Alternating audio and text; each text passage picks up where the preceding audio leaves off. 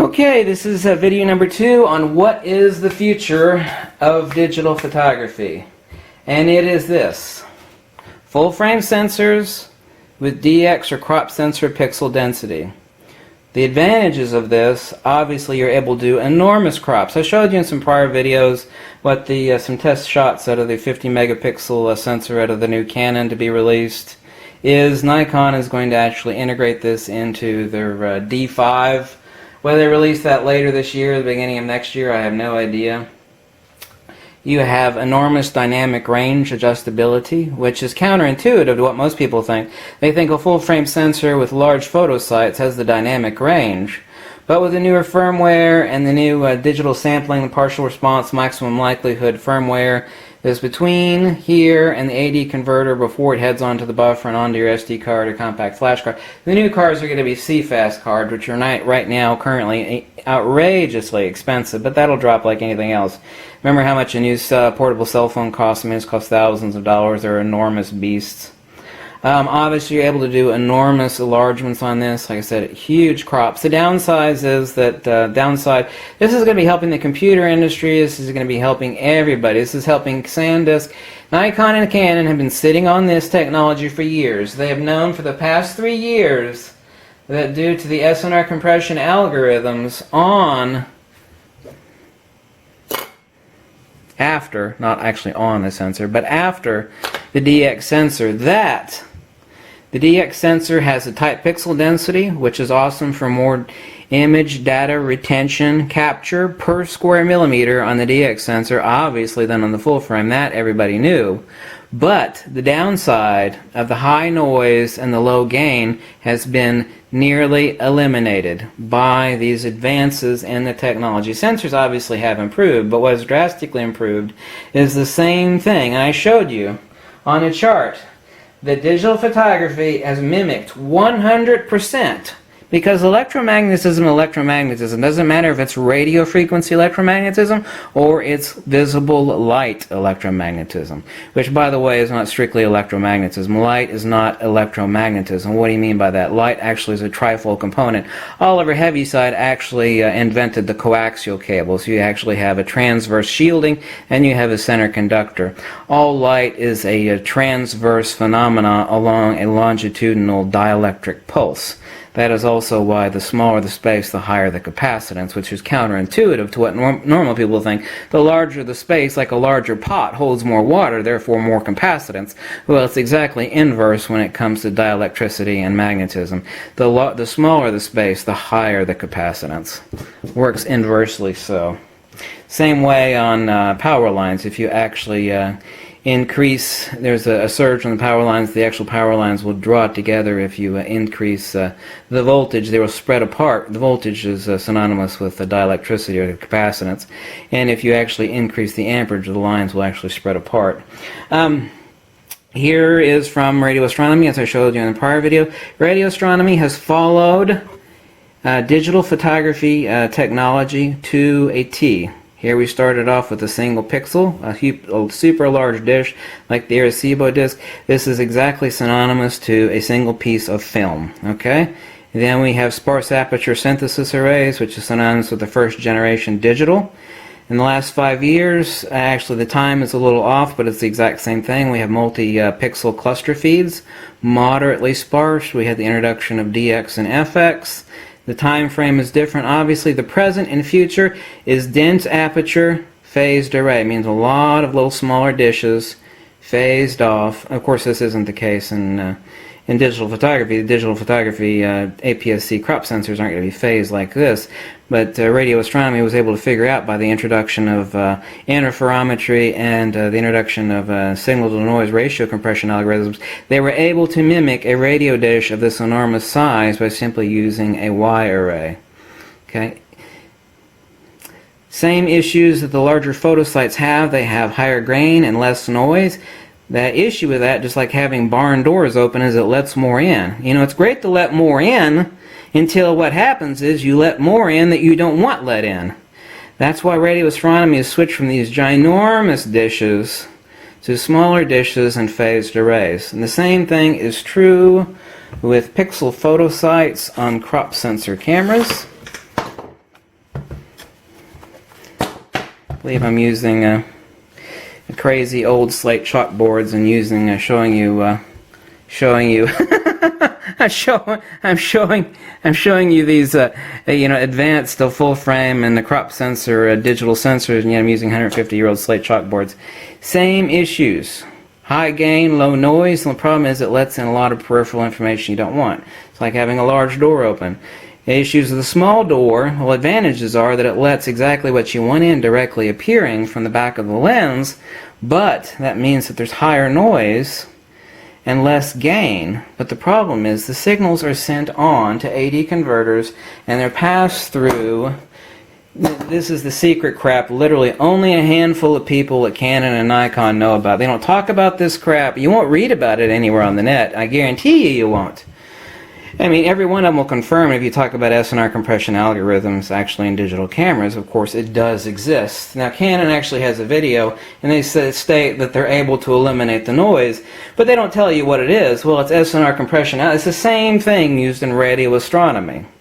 It is just eliminating out the noise, okay? Like I said, I don't know if you know anything about radio, if you're a ham radio operator or not, but like Yagi antennas have better gain.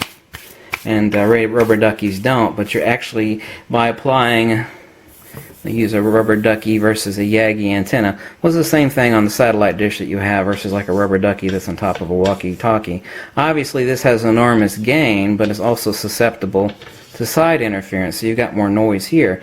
By applying a compression algorithm, an SNR compression algorithm over here, even though the rubber ducky is omnidirectionally receptive, and it has low gain per X frequency, in megahertz, doesn't matter whether it's radio waves. It doesn't matter if it's light. It's all transverse electromagnetism, or what the common layperson calls electromagnetism, i.e. light, the visible spectrum of light. By actually enacting these SNR compression algorithms, it is exactly no different than radio astronomy. No different at all. Like I said, with the advents, the upcoming 4K monitors, and like I said, innovate or die with every company that exists. What Canon and Nikon, of course, they're still peddling tons of DX sensor cameras, and there's nothing wrong with them. They're peddling tons and tons of FX sensor cameras, and they're obviously charging a whole lot more money. However, it costs actually very little more. And it takes more silicone, but silicone is pretty friggin' cheap. It does cost more to produce and process these larger full-frame sensors. But the full-frame sensors, I'm not going to say full-frame sensors are dead, but both Canon and Nikon know 100% fact, hardcore fact, that, as I've told you already, I have to reiterate, you repeat yourself too much. Yeah, I do, but this is important and you better get it. Nikon and Canon know that DX sensors have caught up to full-frame sensors. They have now the advantages of full-frame sensors and none of the disadvantages. Obviously, you have more information per square millimeter captured on the DX sensor, APS-C crop sensor, due to pixel density. So what is the future now? The future is both of these together. What do I mean? As Canon has already introduced, it's 50 meg. Actually, the sensor itself, this is the BS that Canon isn't going to tell you. The sensor in the current new Canon, which is yet to be released, is 50.1 megapixels or something. It has the capacity of over 60 megapixels, but all it is doing is sampling out 50 megapixels. You know what that means? You know what that means? Do you know what that means? Yeah, can you actually predict the future on that? Yes, that's right. Means a year or two after the introduction of their 50 megapixel camera, what Canon will do, and same thing with Nikon. Nikon will do the same thing. They will unleash the beast. That means they will have the same sensor that is being sampled at 50 megapixels, and they will release it to, I don't know, 56 or maybe even, probably not, 56 megapixels. Say, well, this is a new one. This is 3 years from now. This is a new Canon. It's the 56 megapixel. And they won't have to change a damn thing as far as the sensor manufacturing goes. It'll be the same sensor. The only thing that'll be different, it'll be back here in what is sampled. And it'll be in the, I don't know if it'll actually be in the AD converters as far as what's sampled. If it's here, if it's in AD converters, or if it's actually in the SNR compression out. We don't know where it samples it at, but it's going to sample it, and it's going to sample off. And they're going to reduce that.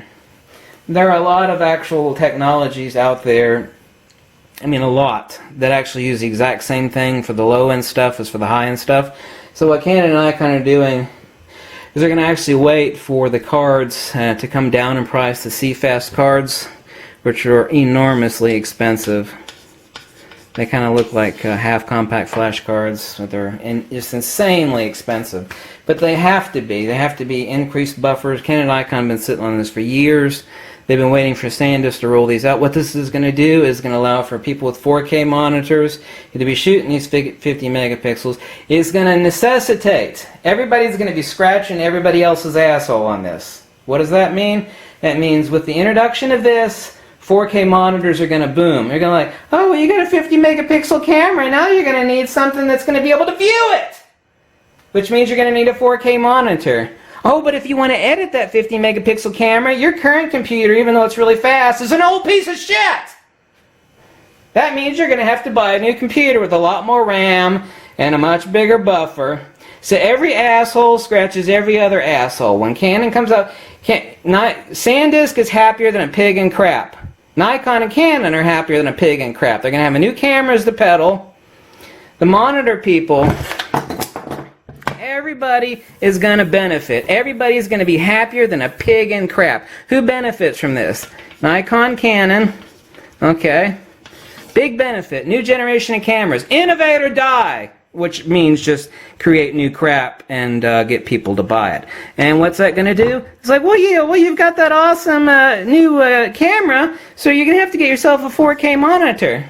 Okay, well, I've got that now. Oh, but to view it, you've got to have a new computer. So Mac and Windows, oh, they're happier than a pig in crap, too. So here we have the Apple guys and we have the PC guys. They're happier than pig and crap. Well, you can't have your old computer. You got to ditch that piece of shit. You got to buy something new so you can process these 50 megapixel images. Oh my God, you're right, I do. Who else is it going to help? Oh, well, SanDisk and Lexar and the rest of them, they are just rolling in the money. They are wiping their ass with $100 bills. They are so friggin' happy because Canon is about to unleash theirs, and Nikon is going to unleash theirs.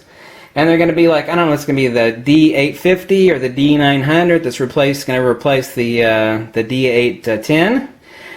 But first they're going to replace the really, really old and outdated Nikon D4S. So everybody here is scratching each other's asshole, and they are so happy because as soon as they peddle new crap here, new crap, NC, new crap, gotta have it, I gotta have the new crap, I gotta have the new crap. Okay, now that I got the new crap, I gotta have cards to write the new crap on. So, okay, so you have to buy those expensive CFast cards from SanDisk. Oh my God, I got nothing to view them on. Okay, you're gonna have to buy some new crap over here because you're gonna need a 4K monitor because your current Samsung 27-inch, even though it's awesome, it's not good enough to actually view those. Oh my God, now what else? Well, your Mac and your PC are just too effing slow, so you gotta buy some new crap over. Everybody is scratching each other's own asshole over here, and they are all happy as a pig in shit. They got new crap to peddle you. Okay, the images are gonna be awesome. I mean, it's like you're gonna shoot a picture down the street and you're gonna magnify it about 1,000%. It's like, oh God, look, there's that cricket. I magnified the image to 1,000%, and I can see the cricket, and I can see him scratching his ass. This sounds like a joke, but it's not a joke. It's dead serious. So, folks, this is the future of digital photography. I assure you this 100%. I was a chess champion in high school. I was a chess champion in college. I retired when I was 32, and I'm also the first person in the world to figure out how a magnet works and how magnetism works, all on my book that's in the current 3rd edition.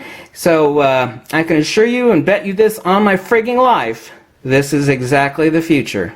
150 friggin%. Take my word on it because it's exactly what's going to happen. Thanks for watching.